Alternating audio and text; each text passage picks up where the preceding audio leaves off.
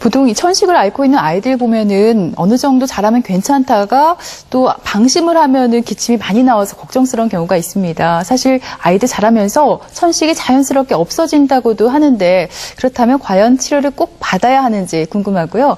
소아천식이 성인 천식으로 이어지는 경우가 많이 있습니까? 예, 소아천식은 대체적으로 이제 0세부터 15세까지를 소아천식이라고 이야기를 하는데 이제 천명은 그르릉거리는 소리와 함께 호흡 곤란이 동반되는 경우들이 많습니다. 대체적으로 통계적으로 보면은 소아기의 천식은 한 5 내지 10% 정도 되고 남자아이가 2배 정도 많다 이렇게 통계가 나오고 있습니다. 일반적으로 소아천식은 이제 3살에서 4살을 전후해 가지고 점점 덜해지기 시작합니다. 덜해지기 시작하고 사춘기가 지나면서 거의 회복되는데 이때 이제 제대로 정확하게 못 나수게 되면은 성인 천식으로 이어지는 경향을 보이게 됩니다. 주로 이제 소아천식이 최근에 많이 증가되고 있는 경향이 있는데요.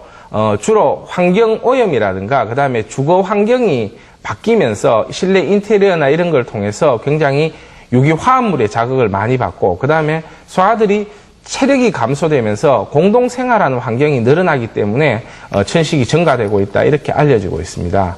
그런데 이제 소아천식은 크게 나누면 2가지 종류로 나눌 수 있습니다. 기관지 천식인데 주로 이제 발작습 호흡곤란과 이제 천명음이 생깁니다. 우리가 말하는 천식의 경우에 해당하는 거죠.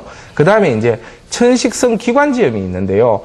기관지염이 걸린다든가 감기에 걸렸는데 이게 심하게 호흡기를 자극함으로 인해서 천식에 가까운 증상들을 보이게 되는 경우입니다.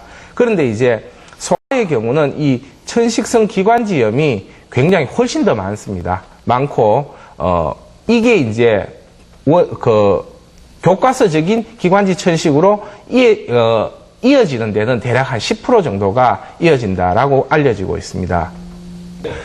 이렇게 소아천식이 방치되는 경우가 생길 수 있는데요. 이런 경우에는 굉장히 문제가 될 수 있습니다. 소아천식의 특징이 발작적으로 증상이 확 나타났다가 또 갑자기 좋아지고 이렇게 변덕스러운 과정을 보이게 되는데요. 이게 이제 그냥 방치를 해버리게 되면은 치료율이 점점 떨어지고 원래 자연 치료율은 한 50에서 60% 정도 된다고 알려지고 있는데 최근에는 이런 어떤 치료율이 점점 떨어지고 있는 그런 추세입니다.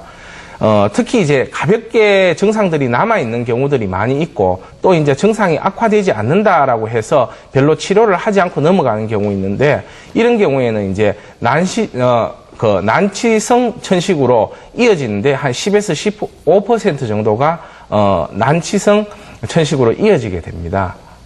천식을 방치했을 때 문제가 되는 경우는 기관지 점막이 흉터가 생기게 되면서 점점 변형이 일어나게 됩니다. 그리고 이렇게 변형이 일어난 경우에는 회복이 되지 않고 계속 이제 천식을 악화시키는 요인으로 작용하게 되고요. 그렇기 때문에 증상이 없어졌다 하더라도 염증이 계속 진행되는지 안 되는지를 확인해서 확실히 치료됐는지를 확인해야지 이 치료는 끝난다 이렇게 생각하시면 됩니다. 특히 이제 소아천식의 경우 초기에는 굉장히 적극적으로 치료하시는 경향이 있는데 발작의 수가 줄어들m에 따라 가지고 괜찮아졌구나 하고 방치하는 경우가 많기 때문에 생길 수가 있는 겁니다.